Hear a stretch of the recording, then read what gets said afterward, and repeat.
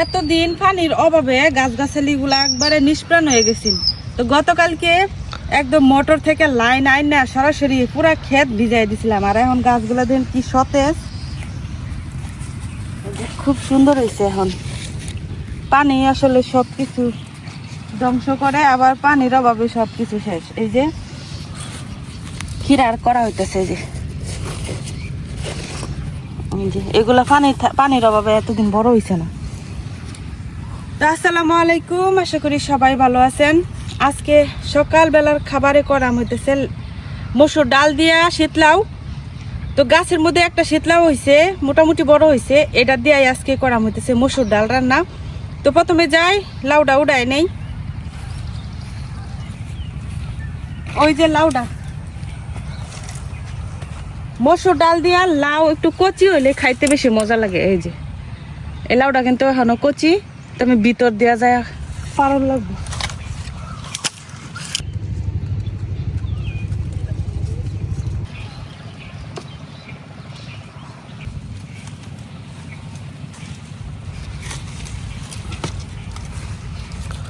এই যে কি সুন্দর একদম ফ্রেশ লাউ, আরো অনেক লাউ ছোট ছোট হইতেছে। তো এই লাউটাই আজকে রান্না করাম।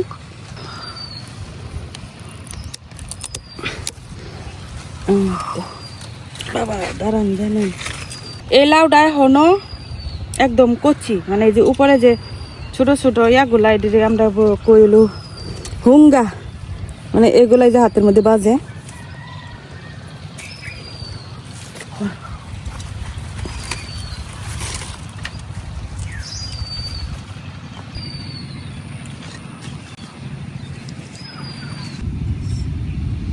লাউ কাটার আগে আমি মসুর ডালটা রেডি করে নেই।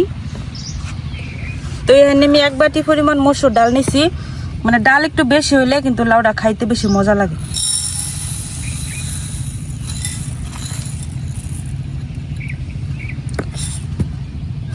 এখন এই ডালটারে ভালো করে ধুইয়া তারপর আগে সেদ্ধ বসাই দিলাম।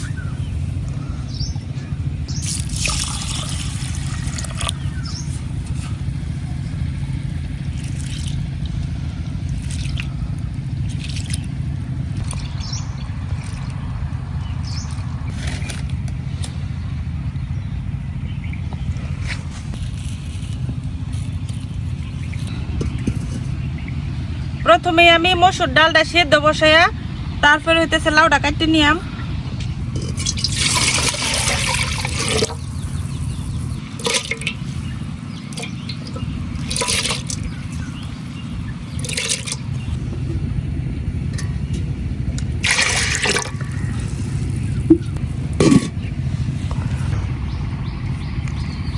ওহন লাউটা কাটতে নিয়াম।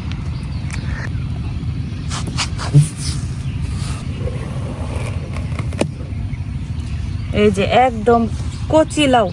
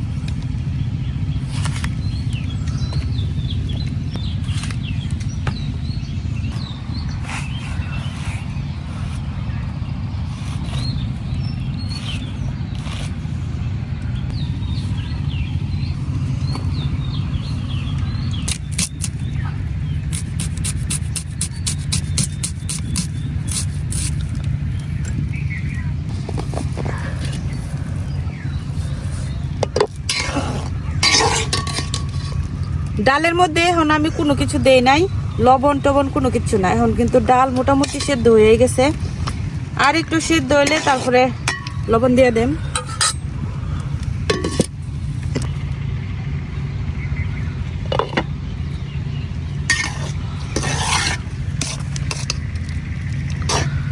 ডাল কিন্তু সেদ্ধ হয়ে গেছে। এখন ডালে দিয়ে দিতেছি লবণ,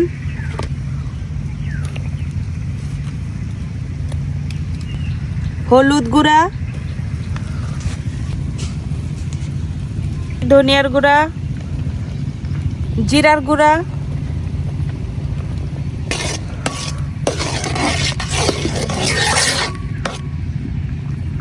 এখন আমি ডালটার একটু ঘুটনি দিয়ে নেব।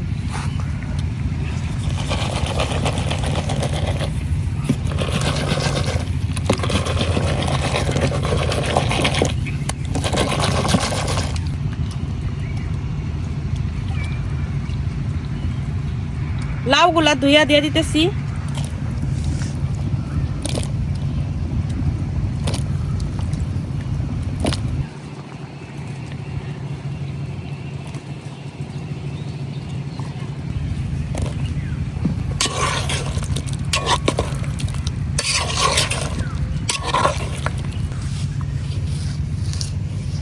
লাউ আর ডালের মধ্যে কাঁচামরিচ যত বেশি দেওয়া যায় খাইতে কিন্তু তত স্বাদ লাগে। যেহেতু এই ডাল আর লাউ রান্নার সময় শুকনা মরিচ দেওয়া হয় না, গুঁড়া মরিচ আর কি, তো কাঁচামরিচটা একটু বেশি দিলে খাইতে মজা লাগে, একটু জাল জালও হয়।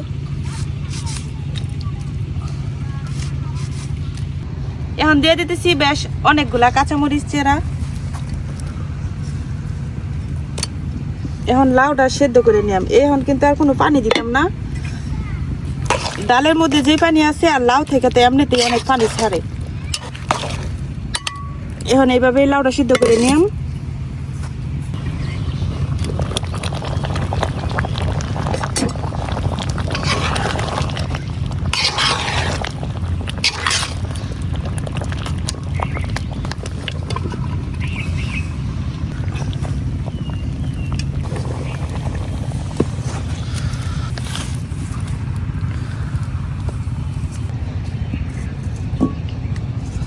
এখন আবার এদিকে কড়াই বসাই দিছি, লাউটা বাগার দিয়া নেম।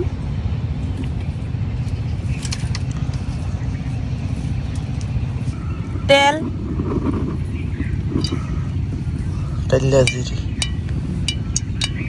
লাউ বাগারের জন্য আমি নিয়ে নিচ্ছি এখানে অনেকগুলা রসুন,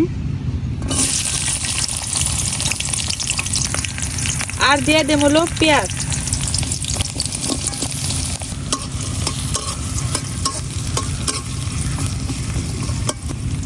রসুন আর পেঁয়াজটারে একদম লাল করে ভেজে নিলাম।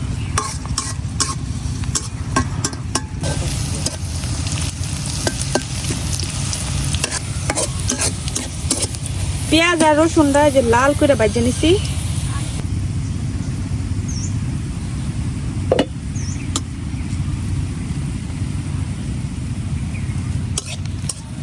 এখন পেঁয়াজ রসুন আর তেল সবটাই দিয়ে দিলাম লাউয়ের মধ্যে।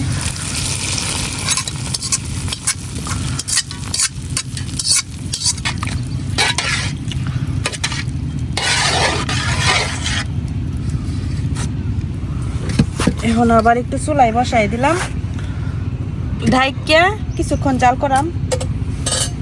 বাগার দেওয়ার সাথে সাথে এভাবে একটু ঢাইকা রাখলে বাগারের রান্না খুব সুন্দর করে পুরা তরকারিতে যায়। এখন আমি লাস্টে কিছু ধনিয়া পাতা দিয়ে দেব।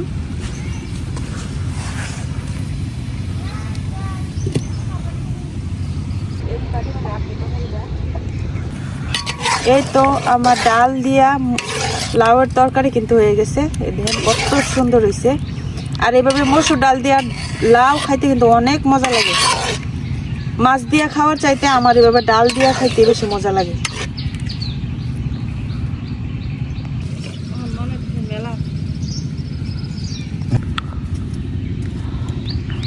আমরা এইদিকে এই লাউ, শীত লাউ আর কি, আমরা ডিম দিয়া রান্না করে খাই, আবার মসুর ডাল দিয়া খাই, মাছ দিয়াও খাই। তো আজকে ডাল দিয়া রান্না করলাম। আমার গাছের লাউ এর আগে আমি একবার ওগুলো মাছ দিয়ে রান্না করছিলাম। তো আপনারা কে কে এইভাবে ডাল দিয়া লাউ রান্না করে খান অবশ্যই কমেন্টে জানাবেন। আর আজকে আমি এখানেই শেষ করতেছি। সবাই ভালো থাকবেন, সুস্থ থাকবেন। আল্লাহ হাফেজ।